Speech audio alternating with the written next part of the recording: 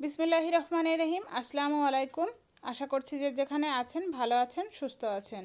নতুন একটা রেসিপি নিয়ে চলে আসলাম। আজকে আপনাদের সঙ্গে অসম্ভব মজার একটা সাবুদানার রেসিপি করে দেখাবো। এই গরমে ঠান্ডা ঠান্ডা এরকম একটা রেসিপি হলে মন প্রাণ জুড়িয়ে যাবে। আশা করছি আপনাদের সবারই খুবই ভালো লাগবে। রেসিপি ভালো লাগলে আমার চ্যানেলটি সাবস্ক্রাইব করে পাশে আসা ছোট্ট বেল বাটনটি প্রেস করে রাখবেন পরবর্তী সব ভিডিওর আপডেট পাওয়ার জন্য। প্রথমে চুলা আমি একটা প্যান বসিয়েছি আর তাতে আমি পর্যাপ্ত পরিমাণে পানি দিয়ে দিয়েছি। আর এখানে আমি নিয়েছি সাবুদানা, আর এটা হাফ কাপ থেকে একটু বেশি পরিমাণে নিয়েছি। পুরো সাবুদানাটা আমি এখানে দিয়ে দিলাম। এখন এটাকে আমি নাড়াচাড়া করে তারপরে সাবুদানাটাকে সিদ্ধ করে নিব। আর সাবুদানা এই সিদ্ধর পর্যায়ে আমরা এখানে কিছুটা লবণ দিয়ে দিব। সিদ্ধ হয়ে গিয়েছে। এখন এটাকে আমি চুলা থেকে নামিয়ে পানি দিয়ে ধুয়ে ঠান্ডা করে নিব। এই যে আমি এখানে ঠান্ডা করে নিয়েছি। এখন এখানে দিয়ে দিলাম সামান্য পরিমাণে রেড ফুড কালার। আপনারা চাইলে এখানে ফুড কালারটা বাদ দিতে পারেন। শুধুমাত্র সুন্দর কালারের জন্য আমি এখানে ফুড কালারটা ব্যবহার করেছি। আপনারা চাইলে এখানে যে কোনো কালারই ব্যবহার করতে পারবেন। তো খুব ভালোভাবে আমি কালারটা মিশিয়ে নিব।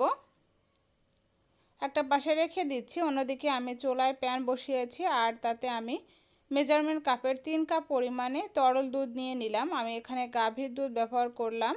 তারপর এখানে আমি দিয়ে দিলাম সামান্য পরিমাণে লবণ। মেজারমেন্ট কাপের হাফ কাপ পরিমাণে দিয়ে দিলাম চিনির পরিমাণটা আপনারা কম বেশি করে দিয়ে দিতে পারবেন। তারপর এখানে আমি দিয়ে দিয়েছি 1 টেবিল চামচ পরিমাণে কর্নফ্লাওয়ার।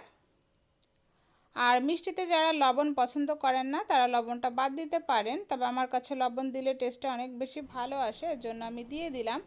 এখন সমস্ত উপকরণগুলোকে একসঙ্গে খুব ভালোভাবে আমি নাড়াচাড়া করে মিশিয়ে নিলাম। যখন এরকম ফুটে উঠবে সেই পর্যায়ে এখানে আমি দিয়ে দিলাম 1 চা চামচ পরিমাণে আগার আগার পাউডার। খুব ভালোভাবে নাড়াচাড়া করে মিশিয়ে নিব। এখন এটাকে আমি আরও কিছু সময় জাল করে নিব।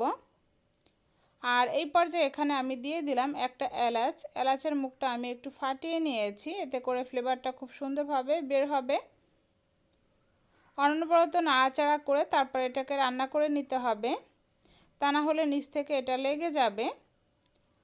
তো যখন কিছুটা ঘন হয়ে যাবে সেই পর্যায়ে আমরা দিয়ে দিব সাবুদানা।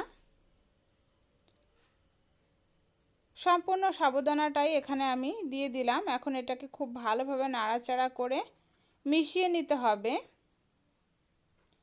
খুব ভালোভাবে এভাবে করে মিশিয়ে নিতে হবে। এই যে খুব ভালোভাবে মিশিয়ে নিয়েছি। এটাকে এখন আমি আরও 2 মিনিটের মতো জাল করে নিব। যখন এটা এরকম ঘন হয়ে যাবে সেই পর্যায়ে আমরা চুলা থেকে নামিয়ে নিব।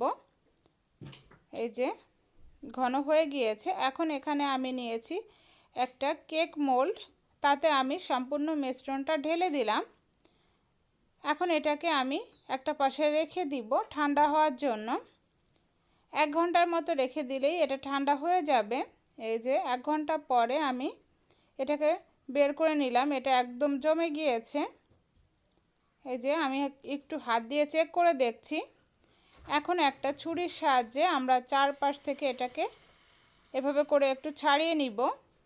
এতে করে আমাদের মোল্ড আউট করতে সুবিধা হবে। এখন এখানে আমি একটা ট্রে নিয়ে নিলাম। এভাবে করে এখন এটাকে আমি মোল্ড আউট করে নিয়েছি। এই যে এখন এটার উপর থেকে আমরা একটু এটাকে এভাবে করে টাচ করব, এতে করে এটা খুব সহজেই মোল্ড আউট হয়ে যাবে। এই যে দেখুন কতটা সুন্দর হয়েছে। এটা দেখতে যেমন সুন্দর, খেতেও কিন্তু খুবই মজা। এভাবে করেও আপনারা সার্ভ করতে পারেন, আবার চাইলে আমার মতো এভাবে ছোট ছোট করে কেটেও সার্ভ করতে পারেন। তার জন্য এখানে আমি একটা ছুরির সাহায্যে এভাবে করে ছোট করে কেটে নিব, এতে করে দেখতে অনেক সুন্দর লাগে।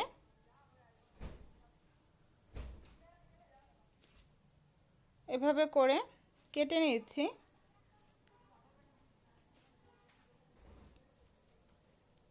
চারটি অংশে ভাগ করে নিয়েছি। এখন আমি এদিক থেকে আবার এভাবে করে 2টি অংশে ভাগ করে নিব।